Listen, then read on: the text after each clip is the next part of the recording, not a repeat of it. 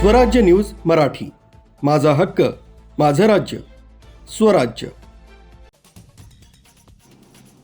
सिन्नर तालुक्यातील समृद्धी महामार्गावर दुपारी भीषण रस्ता अपघात झाला। कारचं टायर अचानक फुटल्यानं वाहन अनियंत्रित होऊन उलटल्यानं ट्रकला जोरदार धडक दिली। या भीषण अपघातात बहीण भावाचा घटनास्थळीच मृत्यू झालाय। 8 बालकांसह एकूण 9 जण हे गंभीर जखमी झाले।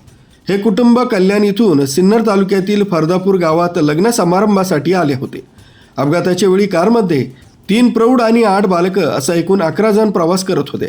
सिन्नर तालुक्यातील पाटोळे शिवार परिसरातील समृद्धी महामार्गावर ही दुर्घटना घडली। धडक इतकी भीषण होती की कारचा अक्षरशः चक्काचूर झालाय। जखमींना तत्काळ सिन्नर इथल्या खाजगी रुग्णालयात दाखल करण्यात आलं। गंभीर जखमी असलेल्या तिघांना पुढील उपचारांसाठी नाशिक इथं हलवण्यात आलंय। डोक्याला गंभीर दुखापत झालेल्या बालकांवर सिन्नरमध्येच उपचार सुरू आहेत। घटनेचा तपास सिन्नर पोलीस करीत आहेत। स्वाती शेलार, स्वराज्य न्यूज मराठी, सिन्नर।